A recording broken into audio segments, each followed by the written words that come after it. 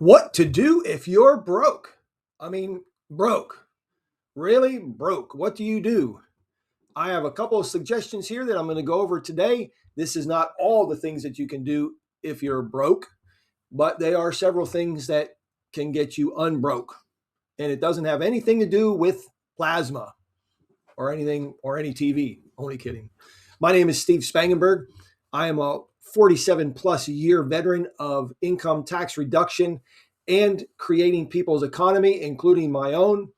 You will never hear me say anything or do or recommend anything to you that I have not done personally. And which, a lot of people tell you to do this, and the other thing. And they're just copying off of other people's videos. So with that being said, yes, I was broke. I was broke several times in my life. And I really think everybody should be broke at least once in their lifetime to let you know what it feels like, and to also know that the sun will come up tomorrow. Bet your bottom dollar. And cheers. And everything's going to be okay. The world, you're not going to die if you're broke. None of that. And I had to really realize that. The first time I was broke was at the end of my first marriage. I had gone to church in the morning, and my wife at the time said she was not feeling well, and our daughter wasn't feeling well, so they'd stay home from church. And after church, I was working part-time at a bingo hall, believe it or not. That's what you do, because I was on my way to being broke. But I got a part-time job at a bingo hall. No big deal, pick up some money.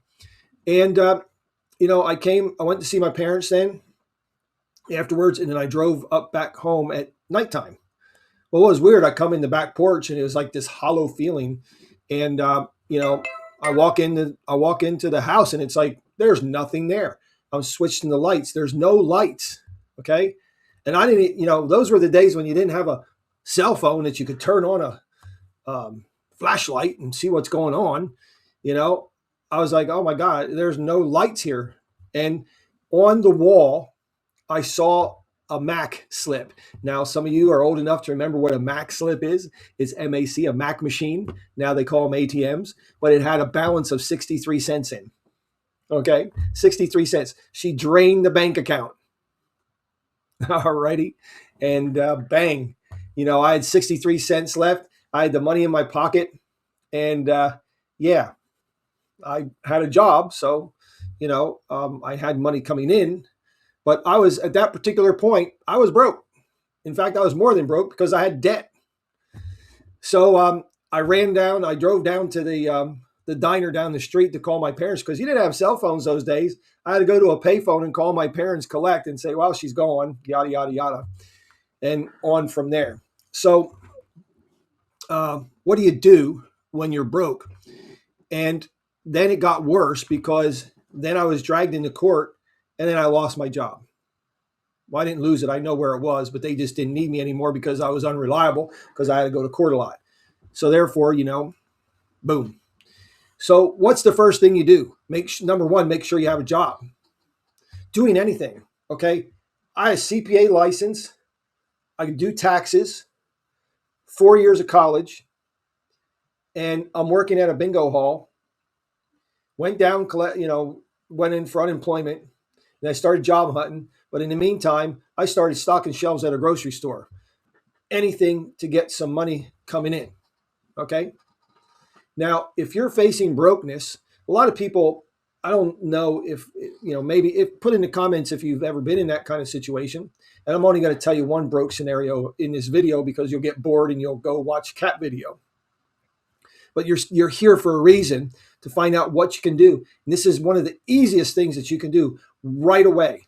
If you're broke, if you're not meeting your bills, all right, the first thing that you want to do is get some cash flow. Now, what I'm going to tell you is this particular thing has to be followed up with another thing. Okay. If you have a job, if your wife has a job, the first thing you do is you stop one of the biggest expenses is coming out of your household, which is your federal withholding. You have control over that.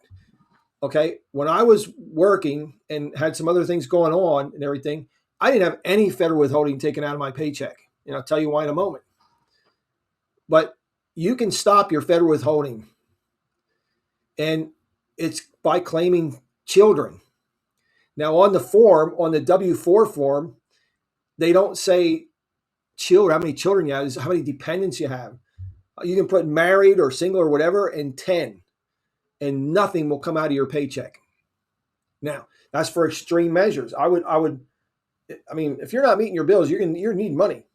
All right. Stop the federal withholding. That's the first thing I would do, because it takes like a week or two till it hits the next paycheck. Perfect. Now, the second thing I would do is follow that up with a very, very, very simple home-based business. Now, I get into other home-based businesses in my other videos. But if you want one of the simplest home-based businesses that you can get into, is you can get into a company called Send Out Cards. Now, I'll leave a link in the description with my link that you can join in my team and Send Out Cards. And I'll tell you what Send Out Cards is in a nutshell. That was a joke.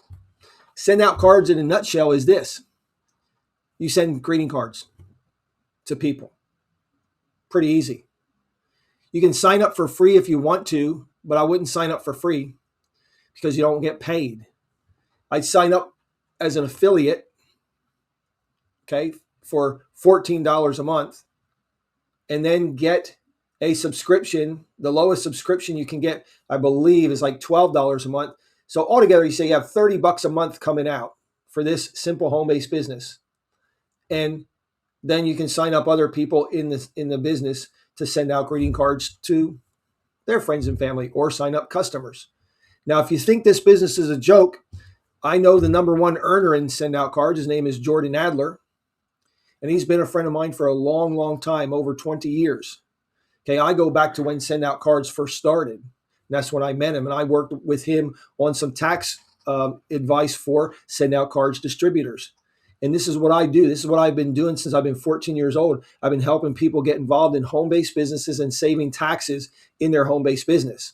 Now, I can save anybody $2,000 to $5,000 a year on their taxes by having a home-based business. Now, when you cut your federal withholding, all right, when you cut your federal withholding, you're going to reconcile at the end of the year, but you're going to save $2,000 to $5,000 by having a home-based business, because now you can write off car mileage, cell phone, internet, part of your house. You can write off the $30 a month for your Send Out Cards business. Now, I've been doing this for 47 years, helping people save this money. Now, I'm going to put an email in the description. A lot of people say, oh, don't put an email in the description. Everybody will spam you or whatever. I'll put an email in the description. You can email me and say, hey, Steve, I need some advice. I need some advice on how to get this thing started. All right. But that's what I would do. I would cut my federal withholding and then get involved in a very simple home-based business. If you don't like that home-based business, email me and get another one. I got a million of them that you can do. And it's not all about selling potions and lotions and stuff. Everybody sends a greeting card. I'm sure you send a greeting card to your mom or your dad for their birthday. Simple. You're going to buy that from the store and put a stamp on it. Why not buy it from your own business? Save $2,000 to $5,000 a year by sending greeting cards to your family and friends. Now, if you don't like that particular thing, then you can work for me as an affiliate and send people that are in home-based businesses. You can become a card collector for me in the United States and collect cards from different bulletin boards and send them to me. And then when I sign them up to have their taxes done, you get $150. Or when they come into my Create My Economy Academy, you get $150. All right. How simple is that? All right. And then you can still write off your mileage, all these things. The IRS is paying you 80 cents a mile to drive your car for business. Learn how to drive your car for business. Email me. I dare you. Because if you're broke, you're going to need some ideas. Those are the simplest things that I can give you. Now, the other thing that I did. See, back when I was broke, there was no internet.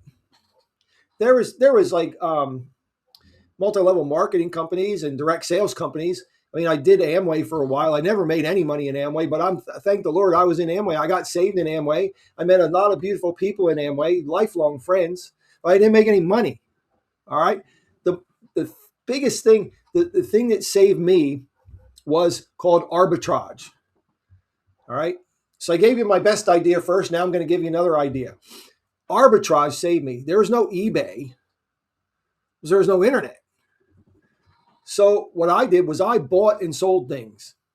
I would go to yard sales and things like that, and the Salvation Army stores and things like that. I would buy stuff from there and resell it at my flea markets. All right.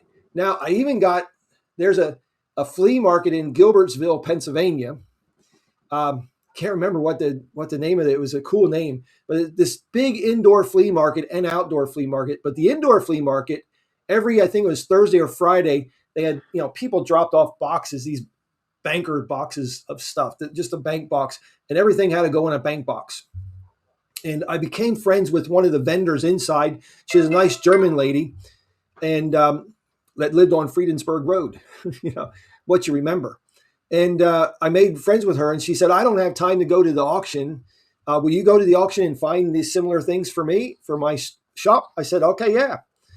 And so I would sit down, I'll go through all those banker boxes, and I'd see stuff in there that I would like to resell to this lady. I'd buy these boxes for $1 or $2, but inside each box was a nice thing, that I could sell to her. Then I would take all those banker boxes that I didn't, all the stuff inside there, and I'll go to the flea market on Sunday in Middletown, Pennsylvania. All right. And that's what I did. I bought and sold things, bought and sold things, buy and sell, buy and sell.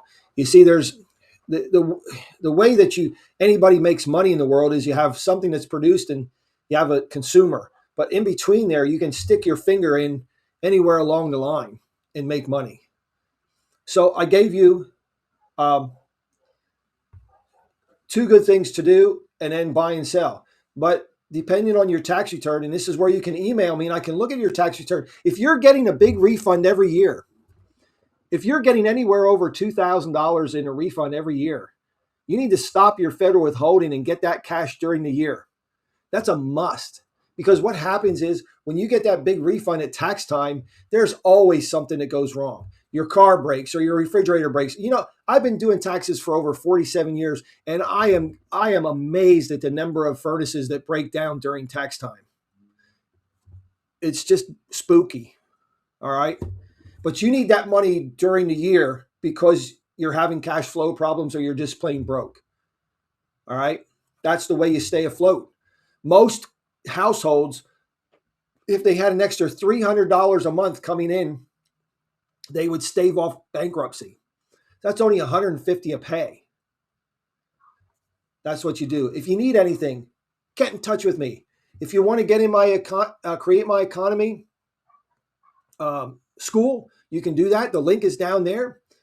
If you want the free email course, the link is down there. That's free. You may as well do it and learn something and apply it to your life. But I've been broke, like I said, several times because I've been divorced twice. A lot of stuff happens. But it's the way you come out of brokenness that matters. Okay, this is Steve Spangenberg. I hope you got something from this video. If you did, like and subscribe. Notice I didn't say that till the end, but if you liked it, like and subscribe. Take advantage of the links in the description below and have a prosperous day.